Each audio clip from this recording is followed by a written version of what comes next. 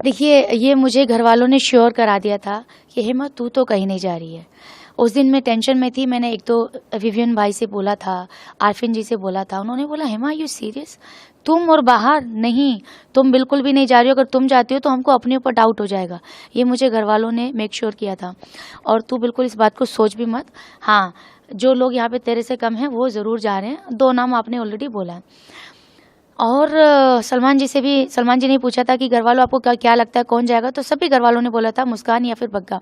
लेकिन जब मेरा नाम आया ना, तो मेरा शायद रिएक्शन फिर भी कम था, घरवालों का तो बहुत लाउड आया है कि हेमा। और आई थिंक अब मेरे इवेक्शन से उनको ये भी समझ में आया कि जब हेमा जैसी कंटेस्ट जा सकती है तो भैया कोई भी जा सकता है। ये मत सोचना है कि तुम यहाँ बहुत बेटर हो या तुम बहुत अच्छा खेल हो या तुम्हारी पहुँच है।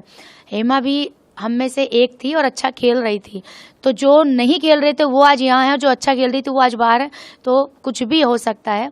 और मैं अपने फैंस के लिए बहुत मैं सैड फील कर रही हूँ कि हेमा जी कैसे आ गई यार। हेमा जी अभी तो खेलना शुरू किया था, जो बाकी खेल रहे हैं उनको तो 2 हफ्ता पूरा मिला था, लेकिन मैंने तो अभी 3-4 दिन से जो है थोड़ा सा चीज़ें चेंज हुई थी। तो मेरे लिए भी था कि एक तो बहुत गोल्डन अपॉर्चुनिटी होती है हर इंसान के लिए, big boss biggest reality show का मैं हिस्सा बनी और सलमान जी के साथ स्टेज शेयर किया।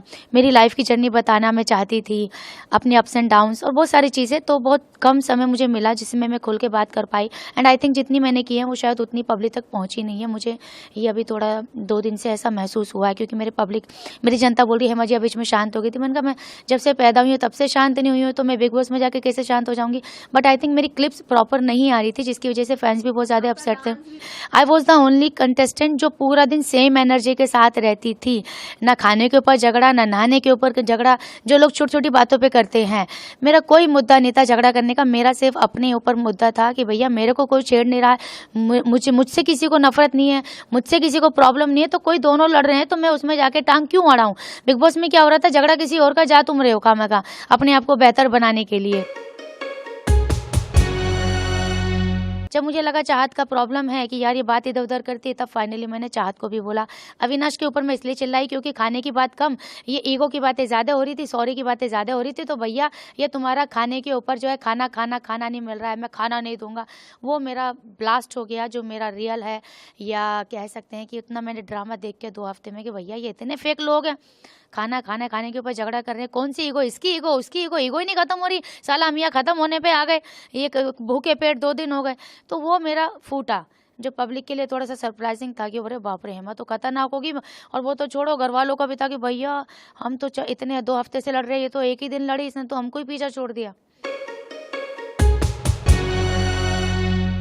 हाँ, जिस तरीके से वो अभी भी ट्रेंडिंग कर रहा है, उसने पकड़ लिया, वो कैरेक्टर पकड़ लिया, मैं यही रहूँगा, मैं अंगेस्ट ही चलूँगा तो ही लोग मुझे देखेंगे। क्योंकि भीड़ अगर बन जाता है तो कोई किसी को नहीं देखता है, तो भीड़ से अलग दिखोगे तो ही लोग देखेंगे, तभी चर्चा करेंगे। उसकी चर्चा हो रही है, ये ऐसे पता चल जाता है जब सलमान जी जिसका नाम ले रहे हैं, ये हिंट होता है कि आप ज़िंदगी में बाहर कुछ कर रहे हो। सलमान जी ने बोला मुस्कान मुस्कुराइए, लोग हैरान है क्योंकि मुस्कान नहीं दिख रही है। बग्गा जी कुछ कीजिए, ये भी एक हिंट है कि आप कुछ नहीं कर रहे हो। तो इससे इंसान समझ लेता है। मुझे बाहर से आए कृष्णा जी भारती आए, कभी नहीं बोला कि हेमा तुम नहीं कुछ कर रही हो, हेमा जी ठीक है ओके। तो ये इशारा होता है कि मेरा एवरेज चल रहा है। तो अविनाश, चाहत, बार बार कन्फेशन रूम में इनको बुलाया जा रहा है, विवियन भाई आपका भला करे, रजत, तो ये एक साइन होता है कि बिग बॉस जिनको बुला रहे हैं कि भैया तुम्हारा सिक्का बाहर चल रहा है। अब दिमाग वाले हैं तभी तो बिग बॉस के अंदर गए ना, तो इस हिसाब से वो समझ गए हैं और वो उन्होंने पकड़ लिया है कि तेरा चल रहा है तो इसको मार्केट को बना के रख।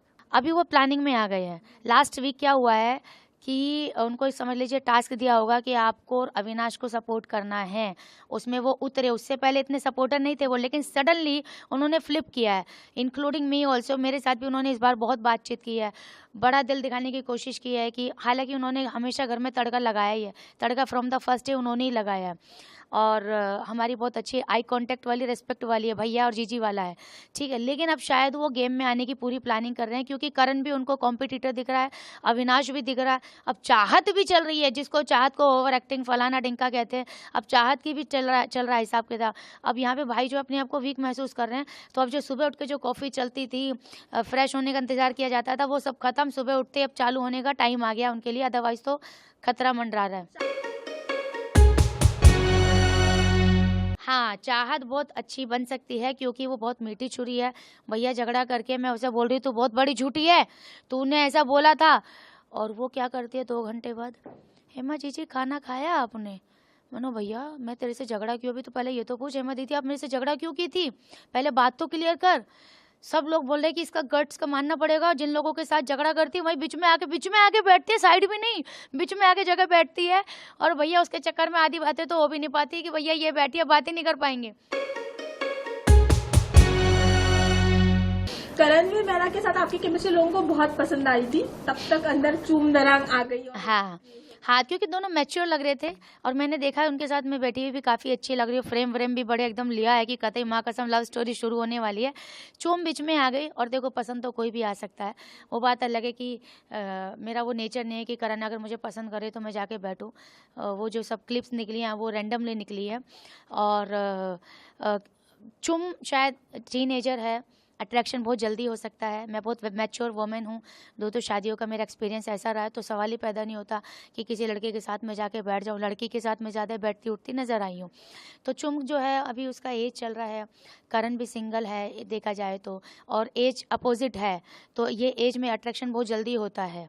ठीक है, तो कोई और समझ नहीं आ रहा, तो अगर इससे हो रहा है तो अट्रैक्शन ही तो है। प्यार होगा तो कितना सच्चा हो तो बाहर आके पता चलेगा।